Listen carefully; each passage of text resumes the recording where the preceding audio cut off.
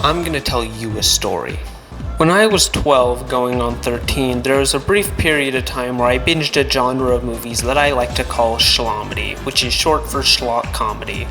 Most of these were Adam Sandler movies. In fact, I found a lot of these movies by just typing in Adam Sandler into the search bar of any streaming service I was on. Although this did lead me to accidentally watch some actual movies with Adam Sandler in them. They're not high art. I could definitely see why these movies have been so hated for years, but in the right headspace, these comedy movies could be decently enjoyable schlock, hence the name. I bring all this up because today we're going to be watching one of these movies, but not one with Adam Sandler. There's way too many videos talking about his movies. Instead, we're going to be looking at a lesser known schlommedy, this time starring Farce is a 2007 comedy starring Larry the Cable Guy, best known for voicing Mater in the greatest movie of all time. The movie focuses on him and his two hillbilly friends getting sent to fight in Iraq. However, due to some wacky coinkydinks, they end up in Mexico instead and hijinks ensue. The movie was absolutely panned by critics like a lot of these movies are, but it also did poorly at the box office, making only $8.7 million. So it wasn't a very popular film when it came out. There's not even a lot of reviews for the movie on YouTube either, which is something you can't say about an Adam Sandler movie. So I guess I'll kind of be tackling new ground reviewing this film. So let's revisit Farce to see if it deserved its scathing reception, or if we have a potential hidden gem on our hands. No. The movie begins with three separate scenes introducing us to our three main characters, Larry, not Larry, and not Larry 2. I should probably Google their actual names.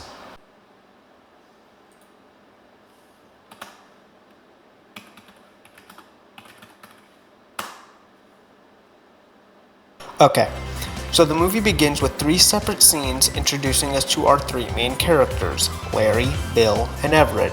Larry is a waiter at a restaurant who loses his job after trying to propose to his girlfriend, who just showed up and says that she's pregnant. This blows up in his face when she says that the baby isn't his, which causes him to both be fired from his job and break up with his girlfriend. The scene sucks. I get that we need to introduce the audience to one of our main characters, but Larry's girlfriend doesn't come up again at all. In fact, he gets with another woman later on in the movie. I don't see why she needed to be in this scene. This movie at all. My best guess as to why they'd have this scene in the movies to establish that he, along with his friends, are redneck losers. You know, Larry's such a loser, his girl steamed ham with another man. But I don't know, cheating can happen to everybody.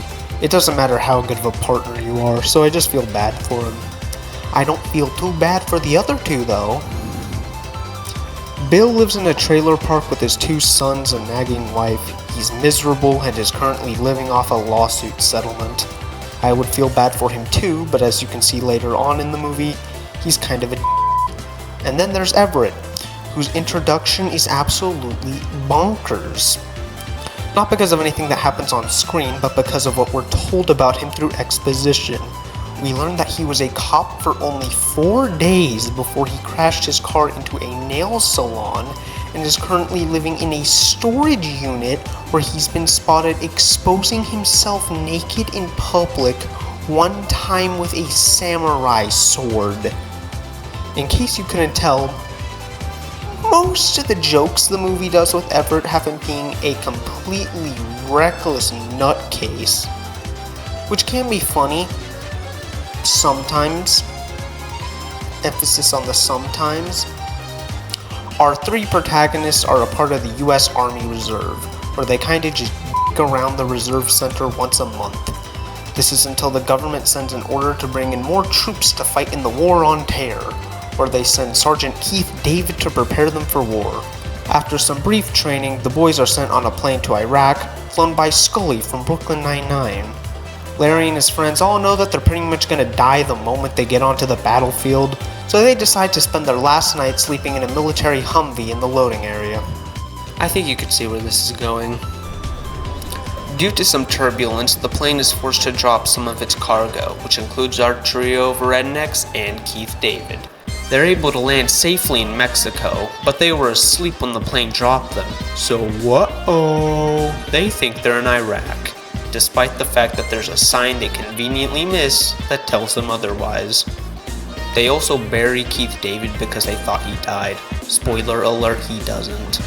They barely even check to see if he's alive, they just kinda kick him and go, "Dadgum, Sarge is dead." They pack up their gear and head off to fight in the war, where they immediately get lost and come across some Mexicans from a nearby town. The Mexicans are able to deduce that they are very stupid right away and decide to trick them into helping them. You see, they live in a town called La Miranda, I'm not good at Spanish, which is constantly being terrorized by a gang of bandits led by Carlos Santana. Not the singer, which they bring up a lot, but a criminal played by Danny Trejo, and he is the best part of the movie. They trick Larry and the gang into thinking they're Iraqi citizens who don't know any English and that their town is being attacked by Al-Qaeda. Larry and his friends fall for this since, as you expect, they're redneck idiots. They head over to the town and liberate it from Santana's bandits in the stupidest way possible. They just head in on their Humvee and start blasting, which somehow doesn't kill anybody and causes the bandits to flee immediately, or at least most of them. One is caught and jailed. Larry, Bill, and Everett are celebrated as heroes by the town. A party is held in their honor, where they not only learn that pretty much everybody in town speaks English, since, we gotta keep that plot moving, but they also meet the town's mayor and, more importantly, her daughter, because she's the love interest. I see a lot of memes about Adam Sandler movies, and one of the most common ones is how the love interest is an absolute 10 that's completely out of his league, yet somehow falls for him. It's basically the same thing here, just replace Adam Sandler with Tow Mater. She's as flat as a piece of cardboard, is only in the movie for about 10 minutes, and I don't see why they become a couple at the end. The only thing they really do is walk and talk together. So romantic. I mean, hey, I'll hand it to Larry. At least he was able to get a girlfriend.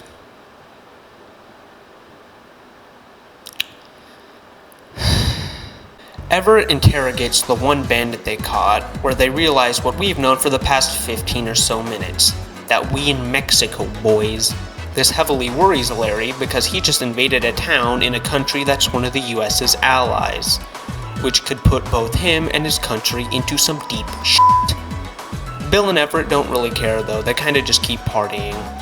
They tell the mayor and his daughter, but otherwise keep it a secret to the town. As for the bandits that got away, they inform Santana about Larry and get sentenced to death by him. I feel like I'm forgetting about someone.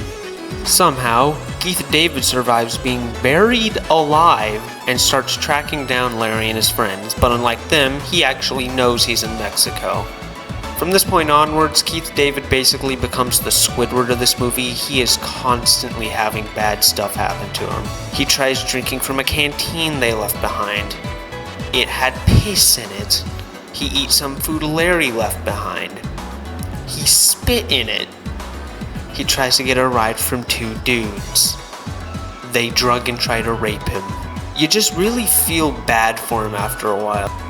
Back in town, Larry, Bill, and Everett see that the town is in a pretty bad state. They don't even have easy access to water. Their well dried up a while ago, and they have to carry water from nearby rivers. So they start helping out everyone around town as a thank you for how hospitable they've been. It's a cute scene, probably one of my favorite parts of the movie. Look, they even opened up a Hooters there. Bill calls his wife, telling her that they're in Mexico, and tries to claim that he's part of a secret mission called Operation Sombrero. Santana kidnaps him immediately afterward. They then start wreaking havoc on the town again. Bill is rescued, which leads you to wonder why he got kidnapped in the first place, and Everett is able to drive off Santana and his men using a rocket launcher, which inadvertently gives the well its water back. Because screw it. But Keith David, who finally caught up with Larry and the others, gets kidnapped by Santana, because of course he is. Why does this movie hate Keith David so much? I just don't get it. So they have to stage a rescue mission. Meanwhile, more bad stuff is happening to Keith David. He gets forced to sing karaoke with Santana's gay nephew. Oh yeah, I forgot to talk about this character. He is introduced when Bill gets kidnapped, and his main character traits is that he's feminine and is horny for anyone with a dick. Now, I'm not going to say that this dumb, stupid Larry the Cable Guy movie from 2007 is offensive to gay people or anything. I can't speak for a community that I am not a part of, but what I can say is that the scenes this character is in are not funny, they're uncomfortable, and are probably the worst part of the film. And I don't know about you, but I have a feeling, just a little hunch, that this character wasn't written in good taste. So Larry bops him on the head with a glass bottle, and they're able to successfully rescue Keith David and escape. Santana realizes at this point that fighting like this is a losing game, and decides to bring out the big guns to end this once and for all. An old ass tank. One of the operators looks like Doug Walker. Larry and his gang get this news, but everyone but Larry wants to leave for Iraq, knowing full well that these people that have been nothing but kind to them are screwed if they don't help. Larry, for whatever reason, has to convince them, and they all go, "We were being kinda stupid, lol. You're right, Larry." Which leaves you wondering why they had this disagreement in the first place. I don't know, maybe Larry the Cable Guy really wanted to talk about democracy or something.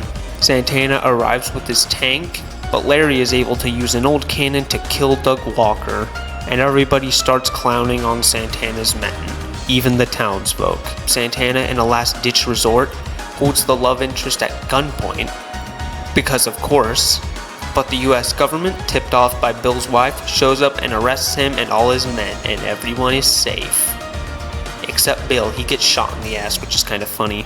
Since they don't want to look completely incompetent, both governments cover this up as, ironically, Operation Sombrero, a secret mission to stop Mexican terrorists, which is the most believable part of the movie. Our main characters are given awards for their service, and they each go their own separate ways. Keith David opens a successful workout program, Everett finally finds an outlet for his craziness by becoming a professional wrestler, Bill sues the Mexican government for his injuries and becomes rich off an out-of-court settlement. His marriage also seems to be in a better place.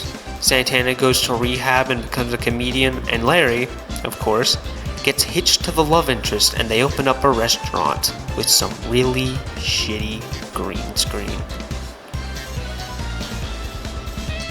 And that's Delta Farce. It's a 10 out of 10 schlommedy, which probably makes it a 4 out of 10 movie. I could definitely see why it bombed so hard when it first came out. Schlommedy started to die out more and more as we got closer to the 2010s. And Larry the Cable Guy really isn't that much of a big name compared to Adam Sandler. Not saying that nobody's ever heard of him, but like him or not, Adam Sandler's gonna get more butts into the seats. However, I think that today, Delta Farce is a perfectly fine, if not slightly offensive way to kill 90 minutes. I can't be the only one who thinks this. We should probably check some of the audience reviews to see. Great movie. The historical accuracy is breathtaking. It has amazing attention to details. I almost forgot it was a movie. It has tragedy that makes you feel like you witnessed it in real life. It brought me to tears on multiple occasions. The cast is great. They help you connect to the struggles and tragedy of each character. The cast is great. They help you connect to the struggles and tragedy each character goes through throughout the film. It has everything a movie needs to be the best war movie out there. It puts movies like 1917 and Hacksaw Ridge to shame. If I could give this glorious movie more than 5 stars, I wouldn't. This masterpiece has changed me and the way I live. The first thing I saw when I searched for the movie online was bad reviews, but that didn't stop me. I put this DVD in and I saw for myself what a masterpiece this was. The chemistry between the titular trio made me see why they were chosen for this part. I could feel the friendship between these unfortunate few. The story itself is similar to that of Joseph Campbell's hero's journey story structure. Although prevalent in literature, this is a tried and true structure that never seems to disappoint. The performance by Danny Trejo as the leader of the cartel, Santana, never ceases to amaze me. Through and through, this is an exemplary work of art that you should never turn away from, no matter how many critics say to.